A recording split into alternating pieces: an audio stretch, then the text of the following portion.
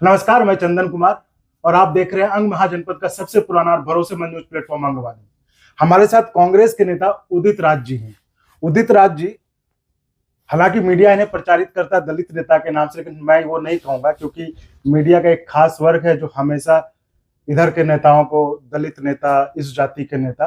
लेकिन उदित राज जी किसी जाति के नेता नहीं है। उदित राज जी भारत की जो सबसे बड़ी एग्जाम होती है यूपीएससी, वो कंप्लीट करके सबसे ऊंचे ओहदे तक गए, आईआरएस ऑफिसर तक बने। उसके बाद करीबन हर पार्टी में रहे, बीजेपी में भी रहे और अभी कांग्रेस में। लेकिन जहां भी रहे, जिस समाज की, जिस विचारधारा की ये पॉलिटिक्स करते रहे, उस पर कभी पीछे ये नहीं हटे। बीजेपी में रहे तब भी वो जो है दलित पिछड़ों की आवाज उठाते रहे, और वहां पे भी आपने देखा होगा कि जब भारत बंद हुआ था और SC/ST एक्ट को लेके उन किस तरह से उन्होंने आलोचना की थी, उसको लेकर हमेशा खबर में रहते। उदित राज जी, स्वागत है आपका अंगवानी पर। आज चूंकि बाबा साहब के जन्मदिवस के अवसर पर हम संविधान दिवस भी मनाते हैं, तो आज इसी से शुरुआत करते हैं, फिर आगे। देखिए, ऐसा है कि संविधान खतरे में है। शुभकामना है पूरे देश के लोगों को। उसमें कोई जाति धर्म की बात नहीं है, और देश के सभी नागरिकों को। लेकिन एक बात जरूर ध्यान देना चाहिए कि आरएसएस इस संविधान के खिलाफ शुरू से था। और जैसे मैं कहूँ कि 11 दिसंबर 1949 में बहुत बड़ी रैली किया था हिंदू महासभा आरएसएस ने। फिर 12 दिसंबर को संविधान जलाया था, प्रति जलाई थी, अम्बेडकर बाबा साहब के पुतला भी जलाया था। तो उन्होंने इसका विरोध किया था कि इसमें भारतीयता नहीं है। फिर सावरकर ने कहा कि क्या ज़रूरत है नए संविधान की। और ये तो मनुस्मृति इस देश में सफल रही है सैकड़ों वर्ष से, उसी को लागू करना देना चाहिए। फिर तिरंगा को भी नहीं स्वीकार किया। तो उनकी नज़र में पहले से ही ये खटक रहा था, मौका आया है तो उन्होंने ख़त्म करना शुरू किया।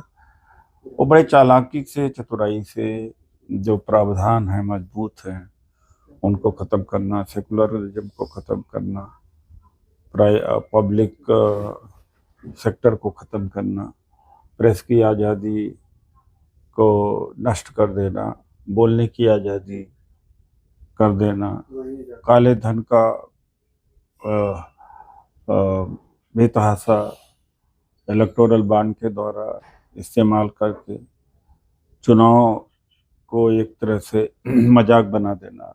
और जो संवैधानिक संस्थाएं हैं, ईडी है, सीबीआई, इनकम टैक्स है, इलेक्शन कमीशन ऑफ इंडिया है, सबको कमज़ोर कर देना, अपने अधीन कर लेना।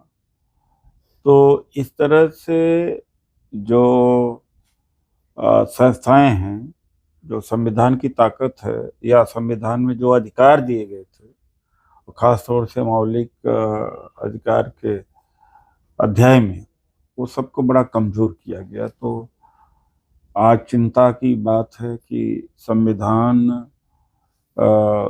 दिवस तो मनाया जा रहा है, लेकिन संविधान बचाने के लिए भी बहुत फिक्रमंद होना चाहिए, सोचना चाहिए सभी के लिए, महिलाओं के लिए भी। संविधान ही है जिसके वजह से महिला प्रेसिडेंट भी बनी, प्राइम मिनिस्टर बनी, चीफ मिनिस्टर बने, और भी कम बहुतों पर गए। उसके पहले कोई एक महिला भी सत्ता में नहीं रही, किसी पूजा पाठ मंदिर मस्जिद के वजह से नहीं रही। तो संविधान सबके लिए बहुत ज़्यादा जरूरी है। कुछ एक को छोड़ करके जिनका हमेशा आधिपत्य रहा है, तो समझते हैं कि राजनीतिक ताकत एक ताकत है, लेकिन धर्म की ताकत, अर्थ ताकत, तीनों इकट्ठा करना चाहते हैं। उसके लिए संविधान जो आड़े आता है उसको खत्म करके ही फिर से पुरानी व्यवस्था को लौटाना चाहते हैं। तो मतलब आज आप संविधान दिवस के दिन संविधान बचाने की वकालत कर रहे हैं, संविधान बचाने। तो उदित राज जी, एक चीज और जानना चाहेंगे आपसे कि जिस तरह से आप इलाहाबाद के गरीब परिवार से जन्म के दिल्ली तक आए, और यहाँ पे आप जो है एक सबसे देश का जो सबसे बड़ा एग्जाम है वहाँ, इस परिस्थिति में आप अपने को, आज की राजनीतिक स्थिति में अपने को कहाँ देखते हैं? निराशा बहुत होती है राजनीतिक रूप से, तो आज के माहौल में मैं अनफिट हूँ। जी ये बताएं, क्योंकि ये व्यूअर्स जो अनफिट आपको इसलिए हूँ समझें कि कि हाँ। पैसे की जरूरत बहुत है। दूसरी बात है कि विकास की बात, अगर आदमी विकास कर ले तो उससे लोग बहुत खुश नहीं होते, काम न करे तो उससे नाराज हो जाएंगे। लेकिन जाति जोड़ ले और धर्म का वो खड़ा कर दे, झगड़ा खड़ा कर दे, तो उसमें आसानी से मेहनत नहीं करना पड़ता। तो और कोई चर्चा भी नहीं हो पा रही है, जैसे कि इतना बड़ा देश है, इतनी बड़ी समस्याएं हैं, किसान की है, मजदूर की, असंगठित कामगार की है, और नौकरियां लोगों को नहीं मिल रही। लेकिन एक व्यक्ति अगर कुछ बोल दे तो पूरा दिन उसी पे पर चर्चा होता रहता है। अगर एक आदमी ये कह दे कि मंदिर में इसने जाके अपवित्र कर दिया, या किसी ने कोई टीका टिप्पणी कर दे, तो शब्द के ऊपर पूरा बहस चलता है। तो जो जीवन से जुड़े हुए मुद्दे हैं, शिक्षा है, स्वास्थ्य है, इंडस्ट्रीज है, टेक्नोलॉजी है, साइंस है, विज्ञान है, इन चीज़ों के ऊपर कोई चर्चा ही नहीं होती, बहस ही नहीं होती।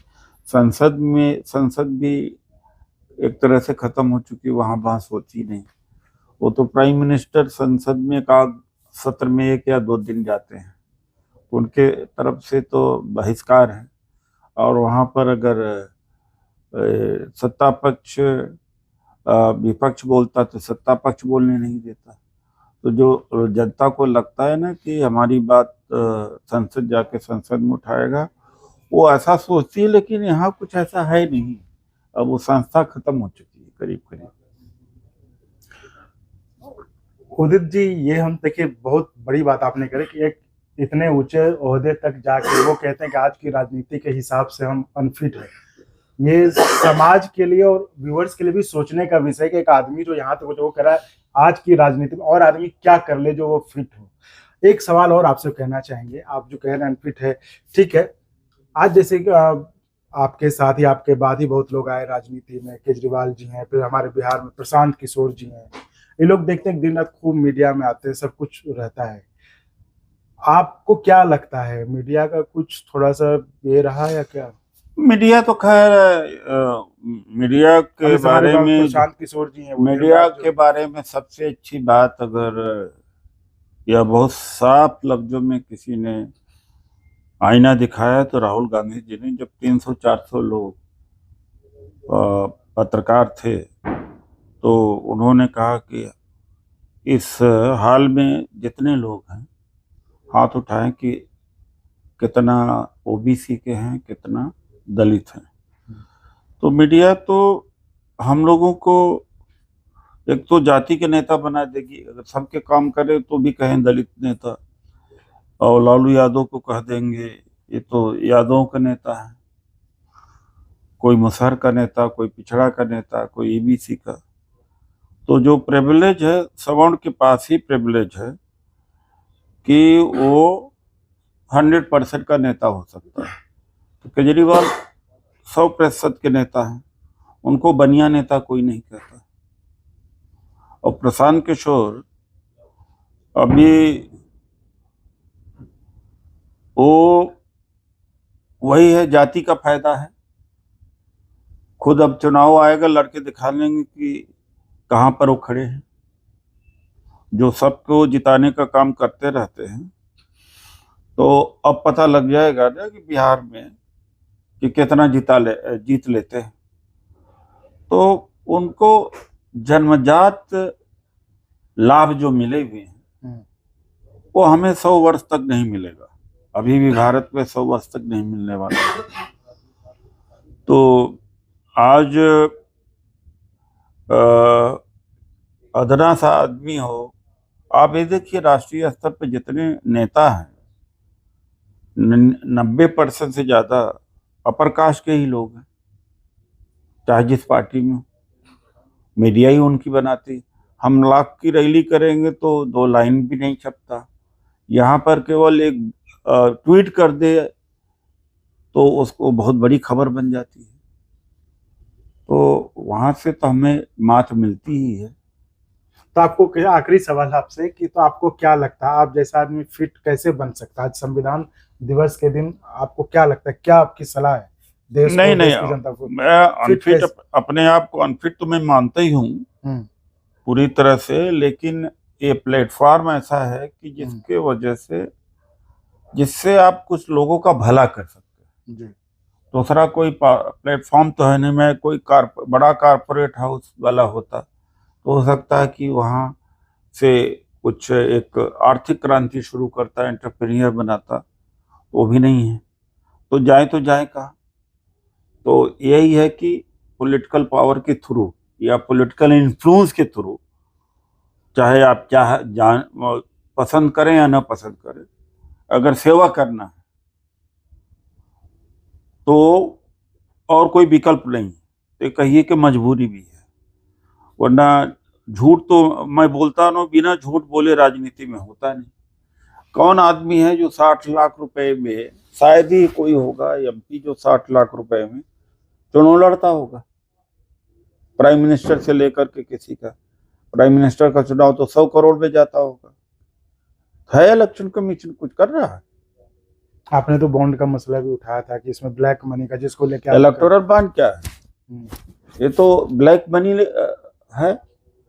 77-78% बीजेपी को पैसा मिल रहा है, क्योंकि उनके पास में जानकारी लेने की ताकत है कि किसने पैसा दिया। और दूसरे दलों को देंगे तो सीबीआई, ईडी, इनकम टैक्स जो चंदा देने वाला है उसके घर पहुंच जाएगी कि क्यों दे रहे हो। तो क्या है, लेवल प्लेइंग फील्ड तो नहीं रह गया है। लेवल प्लेइंग फील्ड होता तो हर पार्टी को मिलना चाहिए। तो ये ब्लैक मनी को लीगलाइज किया है। आश्चर्य होता है, इस देश की जनता फिर भी कुछ नहीं कहती है। मीडिया तो इन चीजों को सवाल कभी उठाएगी नहीं कि ये ब्लैक मनी को लीगलाइज कैसे कर दिया गया है। जो देने वाला है उसका नाम का खुलासा हो, अभी देख लीजिए। तो 2024 में क्या लगता है? देखिए वही तो है कि अगर भागा तो जा नहीं सकता मैदान छोड़ करके, चाहे पसंद करें या ना पसंद करें। अगर डिटर्मिनेशन है तो लड़ाई तो लड़ना ही पड़ेगा, इनको हटाना पड़ेगा। तो चाहे अनचाहे राजनीति में तो रहना ही पड़ेगा और कस के रहना पड़ेगा, पूरा दम लगा के काम करना पड़ेगा। वरना जो फिक्र है या जो चिंता है, जो इतना संघर्षों के बाद मिली है चीज़ों, वो नष्ट हो जाएगी। तो आज संविधान दिवस के दिन ये थे कांग्रेस नेता उदित राज से हमारी खास बातचीत। अभी चूंकि आज संविधान दिवस है, इनकी भी व्यवस्थाएं और कहीं जाना है इनको, हम एक दिन और जो एक लंबी बातचीत इनके साथ करेंगे आज की राजनीति पे, और जिस विचारधारा का ये प्रतिनिधित्व करते हैं उसकी क्या स्थिति है। फिलहाल अपने को आज की राजनीतिक स्थिति में अनफिट मानते हुए भी 2024 के लिए कह रहे हैं कि लड़ेंगे, दमखम से लड़ेंगे। तो ठीक, उदित राज जी, आपको शुभकामनाएं। धन्यवाद। थैंक यू जी। और अगर आपको अच्छा लगा तो एक बार और आपको मैं कहना चाहूँगा कि आप इसको प्लीज सब्सक्राइब और शेयर करते रहें, ताकि हमारा भी मनोबल और सपोर्ट बना रहे।